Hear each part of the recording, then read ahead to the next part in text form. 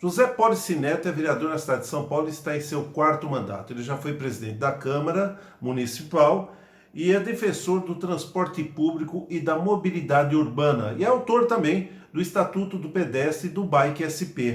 Eu conversei com ele sobre a importância do planejamento na discussão do plano diretor.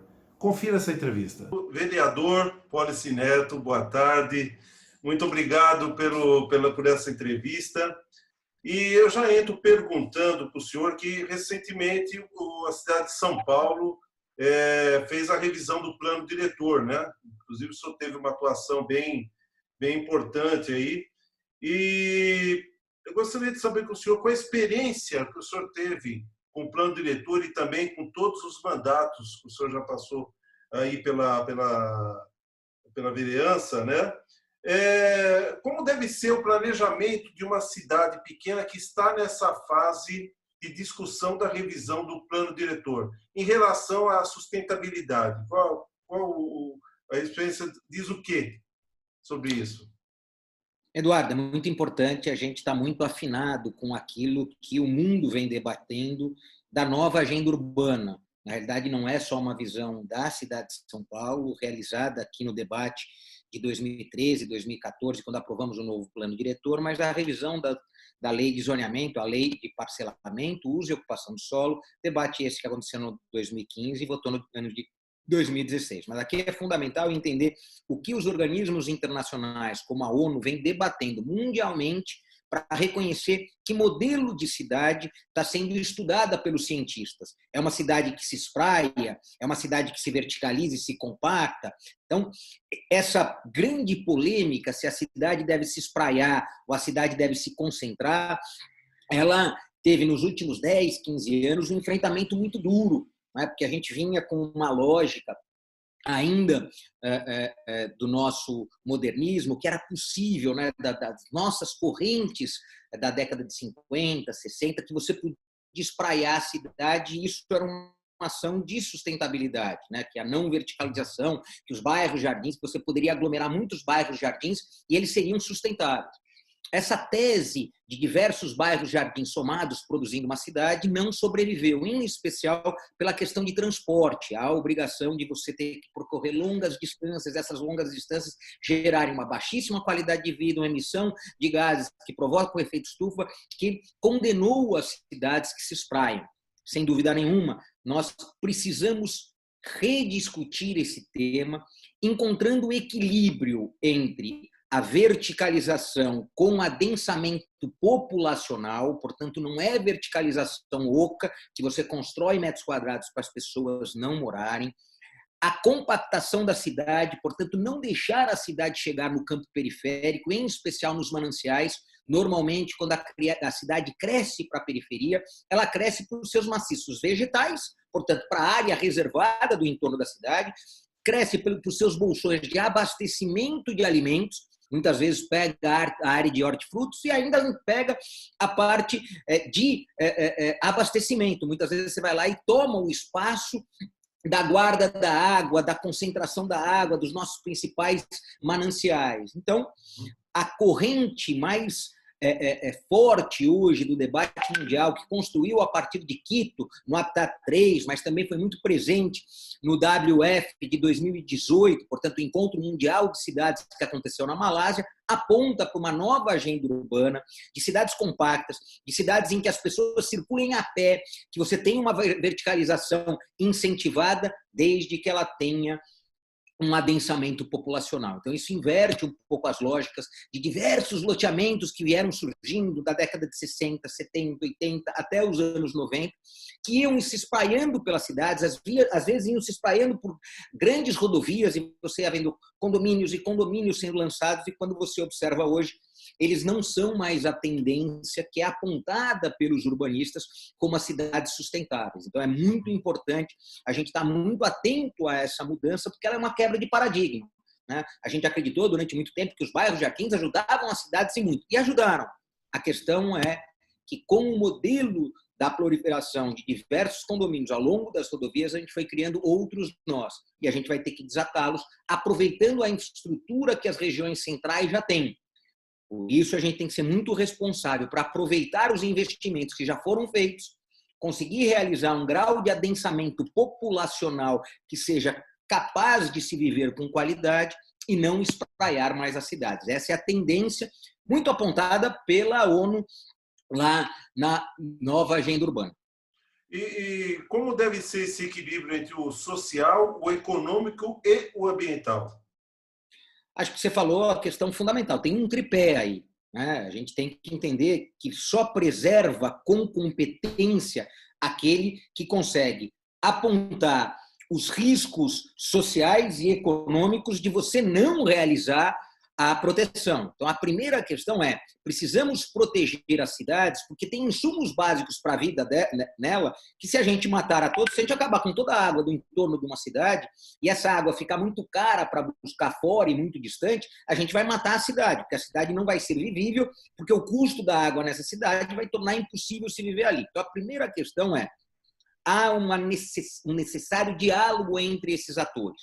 Mas, sem dúvida nenhuma, a questão fundamental para a proteção, ela combina incentivo muito forte à ocupação das regiões centrais, respeitando a história dessas regiões, respeitando o que a gente tem de patrimônio imobiliário, patrimônio histórico ali já construído, mas a gente tem que concentrar as cidades nas regiões já dotadas de infraestrutura, extraindo o maior valor para a população que vai morar ali.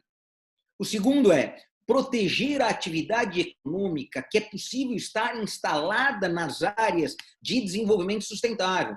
Então, antes de chegar nas áreas de manancial, a gente tem que proteger com uma última camada, um último zoneamento que tem atividade econômica que te segura para você não transpor essa última região. Então, muitas vezes você usa elas para o turismo, muitas vezes você usa ela para questões de logística, mas é muito importante a gente imaginar que o último cerco da área que você deve proteger não deve ser habitacional, deve ser de atividade econômica que você consegue delimitar o limite. É muito mais difícil você conter uma expansão de mancha urbana de habitação do que 10, 12 empresas. A questão é: que tipo de atividade econômica eu coloco ali que seja absolutamente aderente à sustentabilidade ambiental que eu preciso do vizinho. Então, este é um esforço que as cidades precisam realizar exatamente para você conseguir instalar a atividade econômica como último recurso nessas bordas, para ela ser o limite de expansão da cidade. Então, o limite de expansão da cidade não vai ser um último residencial, uma última aglomerado urbano, muitas vezes favelizado. Vai ser uma atividade econômica que você controle, portanto, segura parte dessa habitação para dentro do eixo. Então, essas têm sido as recomendações que vêm dessa mesma agenda urbana, a nova agenda urbana apresentada pela ONU no Habitat 3, em Quito, no Equador, em 2016. E de que maneira o planejamento ele pode prevenir problemas futuros para uma cidade? Quando você define o modelo do zoneamento, eu participei de um planejamento muito interessante em Nova Friburgo, cidade que teve, há um tempo atrás, um incidente hidrológico gigantesco, mais de 1.000 pessoas morreram em avalanches. Tal. Então, o que acontece é: a gente precisa investigar, buscar evidências e investigação científica, coisa que durante muito tempo a gente não fez. As cidades, elas não foram planejadas a partir da investigação científica, nem a partir de evidências de pesquisas dos nossos atuais gestores. Então, os gestores têm a responsabilidade de investigar cientificamente qual a qualidade de solo que você tem ali, o quanto você pode explorar essa qualidade de solo, o quanto você pode ali verticalizar, se ele tem condições, e, em especial, essa base de informação científica abastecer o tomador de decisão. A lei de zoneamento, que é a lei que permite o parcelamento, a ocupação do solo e o uso, né? Ocupação, que é a construção, e o uso é o tipo de uso que se dá, residencial, comercial, serviços, industrial, ele é fundamental para fazer essa modulação. Muito mais do que isso, a gente superou o modelo também muito forte nos anos 50, 60, que era de isolar as atividades.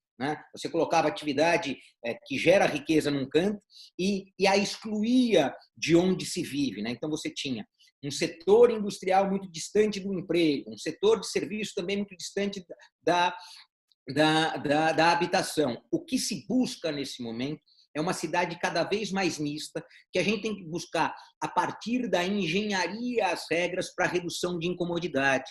As cidades tendem a ser cada vez mais mistas para as distâncias se reduzirem. E para isso a gente tem que usar outra ciência, que é a ciência das edificações, para reduzir o grau de incomodidade que a atividade econômica pode gerar para o vizinho morador, para o vizinho residencial. Então, é um pouco dessas ferramentas que estão no estudo muito responsável da água, do solo, dos ventos, de como é a temperatura da região, de como se comporta nas 4 estações do ano, e depois como você transpõe isso para a ocupação das pessoas. O que você já tem de infraestrutura instalada, portanto, o investimento que você já realizou, o que você tem de infraestrutura social já instalada para você não forçar bolsões de miséria periférica. Então, esse modelo da cidade que reduz as suas distâncias, portanto, é menos desigual, também é fundamental. Quando a gente fala de sustentabilidade, a gente tem que também falar na redução das distâncias. E aí são distâncias sociais. Uma são as distâncias que se tem ainda do emprego e do trabalho, né? Do emprego e da residência, esse pêndulo muito grande que muitas vezes as cidades são obrigadas a fazer e gastam muito dinheiro com isso, mas tem um segundo, que é esse pêndulo do desajuste social. Regiões muito pobres, que não têm a sua escola, que não têm a sua creche, não têm o seu posto de saúde, e regiões abastecidas por tudo. Então, a sustentabilidade também está numa provocação do agente público, do tomador de decisão, de qual o investimento que ele está programando para os próximos anos para expandir a cidade para aquele território. Caso contrário, ele precisa concentrar essa cidade onde a cidade já está praticamente completa. Lembrando que neste período para frente nós teremos baixíssimo crescimento populacional. As cidades não estão tendo mais grandes êxitos e fluxos imigratórios. Portanto, a gente está com uma linha de crescimento populacional muito pequena. Né? A nossa demografia, a gente vem estudando isso e a gente tem crescido pouco. Se a gente vem crescendo pouco, é o momento preciso da gente ajustar as cidades, porque você não está tendo um novo morador para ajustar aquilo. A gente está com crescimento em algumas cidades, inclusive, a gente está com negativo nisso, não está crescendo, está decrescendo a população. Uhum. No final do ano passado, teve um evento em Jundiaí, foi Jundiaí 2050, né? O senhor fez uma palestra lá e chamou a atenção um exemplo que o senhor deu, uma frase que marcou, se eu estiver errado, o senhor me corrija, mas para preservar não adianta hoje querer fechar tudo, né? Manter um negócio hermético ali, fechado, achar que está preservado, tem que ser ocupado com inteligência, é isso?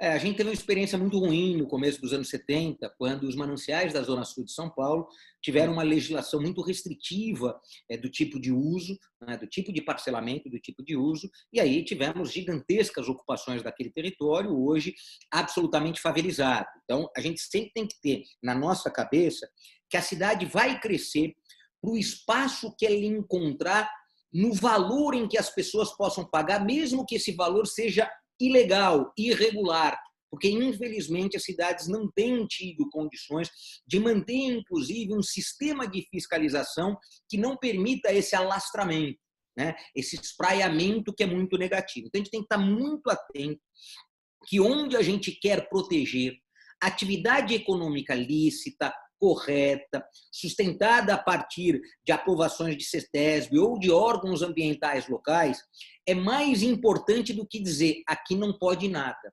Muitas vezes, ter alguma atividade econômica nessas regiões que se aproximam dos nossos maciços vegetais, que se aproximam dos nossos mananciais, é muito mais importante do que deixar absolutamente deserto, fazendo um convite, muitas vezes, ao mau empreendedor, aquele que vai fazer um loteamento precário, aquele que vai fazer um loteamento clandestino, que depois a reversão desses processos é muito dura.